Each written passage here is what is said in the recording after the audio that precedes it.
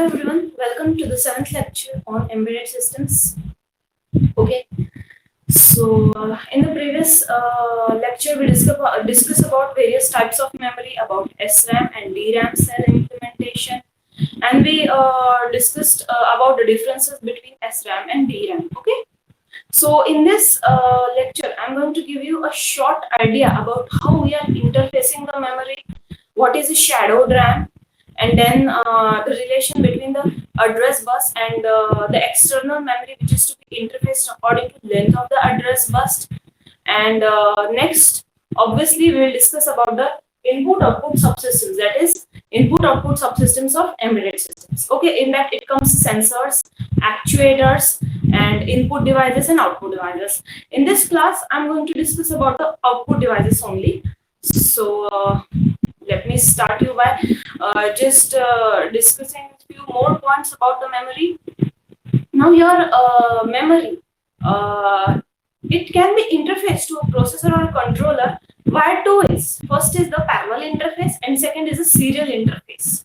Okay, in parallel interface, the data lines of a processor or a controller from D0 to D7 is connected to data lines of memory D0 to D7.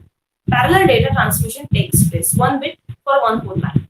Whereas in the serial interconnection, one bit is transmitted at a single instant of time and it is a bit slower compared to parallel communication between memory and the processor. So in the serial communication, we use I2C, SPI, one-wire interface. Now what is I2C, SPI and one-wire interface? We will see in the next lecture when we will see the communication interface which are required by the embedded systems to interact with real world. I have also given you idea about what is a communication interface, I think in the second lecture. Okay, in the elements of embedded systems. Okay, you must be remembering the block diagram. Okay, so there are two ways, parallel interface and serial interface. We will see the communication interfaces in detail as we will go ahead.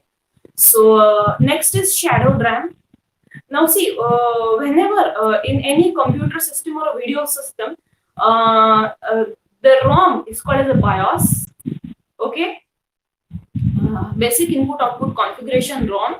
Okay, and when you execute a program by accessing it through ROM, the speed is reduced when you access execution of a program via ROM. Okay, it is 120 nanoseconds to 100 nanoseconds. Whereas when you access or execute a program from RAM, the access time is reduced from 40 to 70 nanoseconds. So you must have understood that RAM accessing the program from RAM is 3 times faster than accessing the program from ROM. So for a high system performance, we are using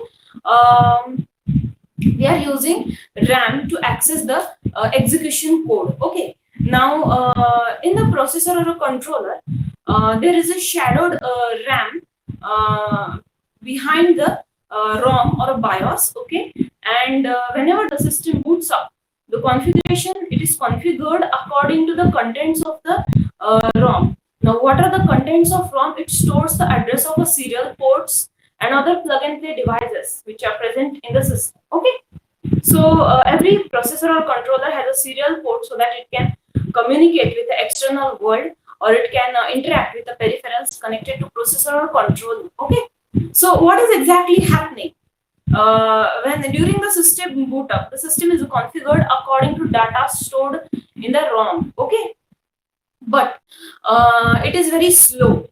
It has a disadvantage that it is very slow. So what is exactly happening during the start of system or boot up of system? The contents of BIOS are loaded inside the shadowed RAM, and BIOS is protected so that no memory access is done via ROM. Okay, and program is executed via accessing the RAM. Okay, and when you access it from RAM, automatically the performance go high. So there is a concept of shadow RAM. Now initially you might be thinking that why both RAM and ROM are required to store the same data. Why don't we store only it in RAM? As I already told in the previous lecture, RAM is a volatile memory and ROM is a non-volatile memory. When the power to switch system is switched off, contents are retained in the ROM. They are stored in the ROM even if the power is switched off, but contents of RAM are destroyed. So we have to use two memory for storing the same data. Okay, I hope you're getting me. Okay, now see, in any suppose consider any microcontroller or microprocessor having an address bus of length 16 bits. There are 16 lines in the address bit lines in the address bus. So the external memory which can be interfaced to the processor controller is a 2 raised to 16, which is equal to 64 kilobytes. Okay, you have to interface external memory whose capacity is 64 kilobytes with a processor or controller. You cannot use 128 kilobytes of memory because you have only 16 bit lines in your address bus. Okay, so the length of address bus decides the amount of external memory which needs to be interfaced to processor or controller. Okay, and now the question arises, how do we know whether we require external memory interfacing or not? Now again, it depends on which type of processor you are using and which type of application you are using. Okay, if a process if the application is complex, obviously you possibility that you might require external memory for interfacing it with the processor. Okay, but if for simple applications like electronic toy, a PIC microcontroller will do without any external memory interface. It depends on the application and the processor which you are choosing for that application. Okay, so this was about choosing the memory and shadowing of memory. Now we will jump to input-output subsystems. Okay, now see, communication of an embedded system to real world, it occurs via sensors and actuators. Sensors are connected to input port of the system and actuators are connected to output port of the system. Okay, and whenever there is a change in the environmental parameters, those changes are sensed by sensors and it is controlling variable is passed through processor to actuators and they are controlled by actuators if it is used for controlling purposes. Okay, if the embedded system is used for controlling purposes and sensor is not directly attached to your processor or controller, it is attached via analog to digital converter or optocoupler because signal conditioning is required before giving the signals to the core. Okay, we cannot directly give the signals of sensors to your processor or controller. It is very important that we include signal conditioning systems. Okay, for example, optocoupler and A to D converter. Okay, and then suppose your embedded system is used for monitoring purposes, not for controlling purposes. Then there is no need of actuator in the embedded system. Now, embedded system with no actuator, example is ECG machine, which doctors use to analyze the heart rate of the patient on a visual display. Okay, so in ECG machine, electrodes are attached to body of patient.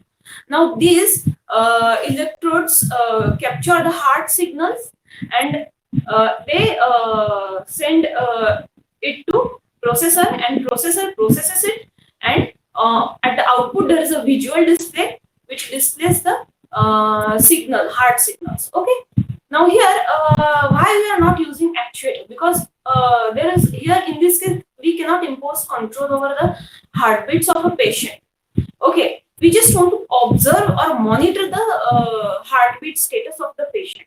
Okay, so in this case there is no need of actuator. Okay, now first we will see input and output devices.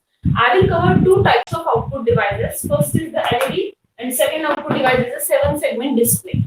Now in LED, it is the output device. LED is the output device which is used to indicate the various situations in the battery operated devices like battery low, battery charged, or mobile on. I mean, like it is used to indicate the situation. Okay. Now here your LED can be compared with a PN junction diode. Now what is PN junction diode? For that you have to refer to analog electronics books. Okay. Now this LED is a PN junction diode, and anode of LED should be connected to positive terminal of supply voltage and cathode to negative terminal of a supply voltage for its proper functioning. Okay. And when it is connected, it is called as a forward bias configuration. Okay. Now, whenever you want to connect a LED to microcontroller or a micro processor, they can be connected. With a two method. First is a current sourcing method. In current sourcing method, anode of LED is connected to port pin of the processor. Okay, and port pin act as a source. Okay, whenever the port pin is at a logic high, it sources current to LED and LED lights up. Okay, this is the first method where anode is connected to port pin of the processor. Now next method, in the next method, we are connecting cathode to port pins of the processor or controller, and anode is connected to supply voltage through resistor, current limiting resistor.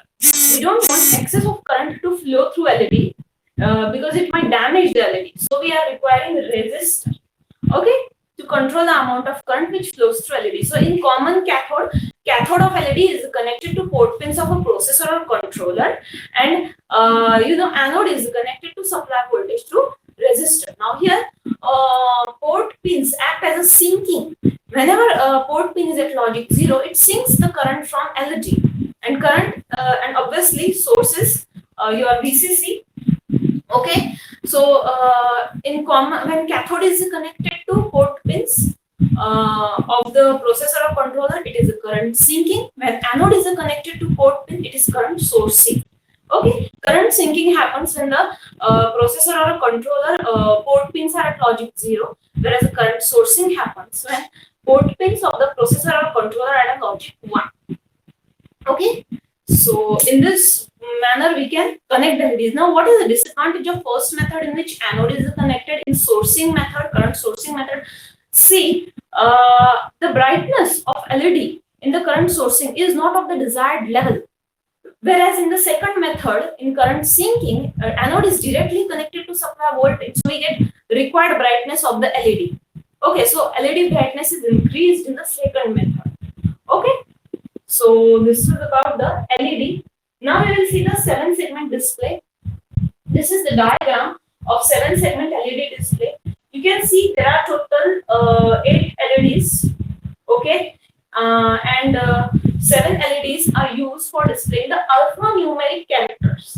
These A, B, C, D, E, F, G. These LEDs are used for displaying the alphanumeric character, whereas this LED DP is used to indicate a decimal point. Okay, now you can see the arrangement of this LED in the special form called 8, so that it can display the alphanumeric character. Now, suppose you want to display 4, so which LED segments will be lit up? F, G, B, C. These LED segments will be lit up. For example, I'll provide.